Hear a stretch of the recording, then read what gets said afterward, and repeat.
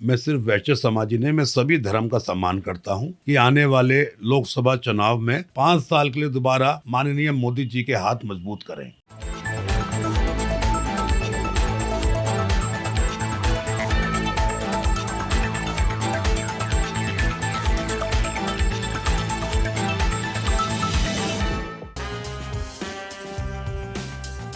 आइए भारत को हम एक प्रगतिशील एवं मजबूत देश बनाएं, एक अच्छे राज्य की कल्पना करें। देहिक देविक भौतिक तापा राम राज्य काहू न। खाटू श्याम दिल। किसी भी बिजनेस को स्टार्ट करने में जितना वक्त लगता है उतना ही एक्सपीरियंस भी उस इंसान को, उस शख्स को मिल जाता है। ऐसी ही शख्सियत अग्रवैश्य आवाज में हमारे साथ हैं श्री नील कमल गुप्ता जी, जो कि टिम्बर और प्लाईवुड इंडस्ट्री में एक अपने आप में बहुत बड़ा नाम है।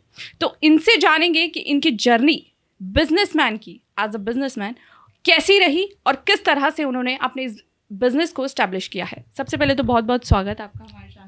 नमस्कार। वही सवाल सर, किस तरह से ये बिजनेस आपने, क्योंकि रूपक जो है वो एक ब्रांड है, आपका ब्रांड नेम है, इसको एस्टैब्लिश किस तरह से किया और किस तरह की आपकी जर्नी रही? देखिए, मुझको टिम्बर का, प्लाईवुड का व्यापार करते हुए अराउंड 35 इयर्स हो गए। मेरे फादर मेडिकल प्रैक्टिशनर थे। मैंने अपनी ग्रेजुएशन पूरी करने के बाद ये लगा कि मुझे कुछ बिजनेस करना है, तो मैंने टिम्बर एंड प्लाईवुड के बिजनेस में मैंने ज्वाइन करा। अब बात करते हैं, आपने पूछा, रूपक टिम्बर एक जाना माना नाम है, निसंदेह। रूपक मेरे बेटे का नाम है। बेटे की उम्र अंदाजा 28 साल है, लेकिन 35 इयर्स हो गए। जब मेरे फादर ने सोचा था कि जब मेरा ग्रैंडसन होगा उसका नाम रूपक रखूंगा, उसी के नाम से रूपक टिम्बर हमने एस्टैब्लिश करी और उसको रन करा। यहाँ पर ईस्ट दिल्ली के अंदर आपने रूपक, आपका एक ब्रांड नेम है, वो काफ़ी फेमस है, लेकिन हम देख रहे हैं कि यहाँ पर जो और भी प्लाईवुड के डिस्ट्रीब्यूटर्स और शॉप्स हैं, उनकी भी एक अलग पहचान है। तो ऐसे में कंपटीशन, जब कंपटीशन की बात आती है तो उसको कैसे मैनेज कर रहे हैं? देखिए, आप इस समय आप बैठे हैं टिम्बर मार्केट, लोनी रोड, शाहजरा में। यहाँ पे अराउंड 300 प्लाईवुड टिम्बर्स की दुकान है और सभी का अच्छा व्यापार है, सब अच्छा व्यापार कर रहे हैं। बात आती है अगर कंपटीशन की, तो सब अपना अपना एक ब्रांड के काम करते हैं। जैसे मैं कजारिया प्लाईवुड का काम करता हूँ पिछले कई बरस से। कुछ लोग सेंचुरी का काम करते हैं या अदर अलग ब्रांड्स का काम करते हैं। इसके अलावा हमारे पास नॉन ब्रांडेड मटेरियल भी होता है और सबकी अपनी क्लाइंटेज है। अपनी क्वालिटी को मेंटेन करते हुए मैंने पिछले 35 साल का सफ़र टिम्बर एंड प्लाईवुड का बहुत सुंदर और अच्छा चल रहा है। अब पिछले कुछ वर्ष से 5-6 साल से मेरा बेटा रूपक गुप्ता पूरी तरह से बिजनेस को देखता है, संभालता है। हम बात करें टिम्बर और प्लाईवुड इंडस्ट्री की, तो आपने इसी बिजनेस को क्यों चुना?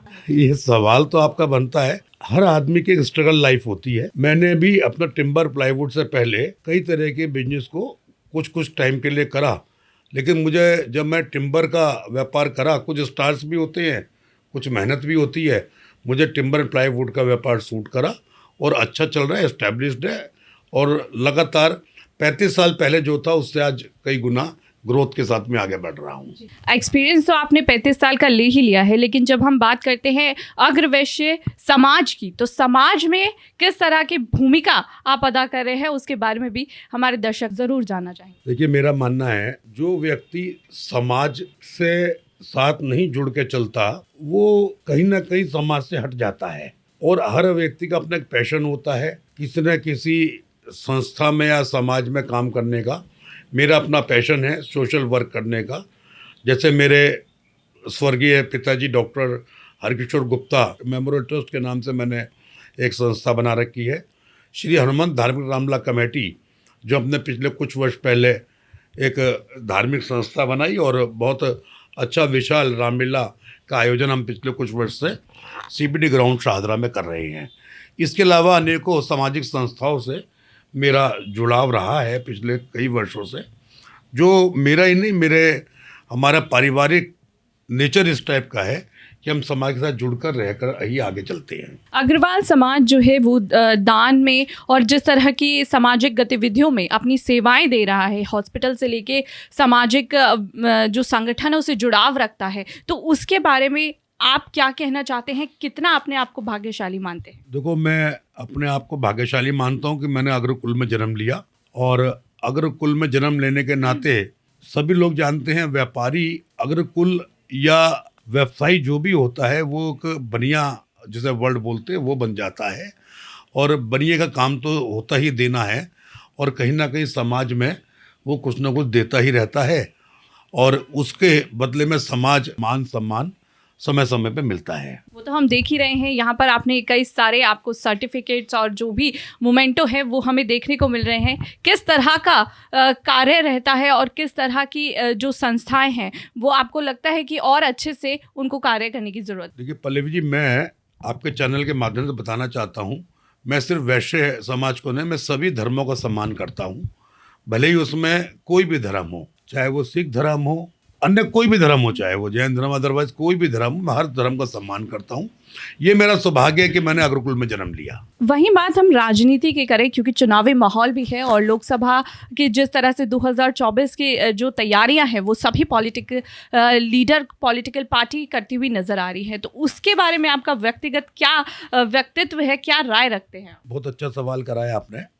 ये आजकल जो माहौल चल रहा है, 2024 में लोकसभा चुनाव होने जा रहे हैं। देखिए, पूरा मेरे ख्याल से हमारा भारत देश ही पूरा वर्ल्ड जानता है, भारत ने पिछले 10 साल में जो तरक्की करी है, इस तरक्की का सीधा सीधा श्रेय माननीय प्रधानमंत्री नरेंद्र मोदी जी को जाता है, जिन्होंने आज बहुत सारे एग्जाम्पल, 3 तलाक या धारा 370 या अन्य बहुत सारे 500 साल का जो वर्ष का इंतजार प्राण प्रतिष्ठा भगवान श्री राम की अयोध्या जी में करवाई, और बहुत सारी चीज़ें ऐसी हैं जो मोदी जी के कार्यकाल में ये संभव हुआ।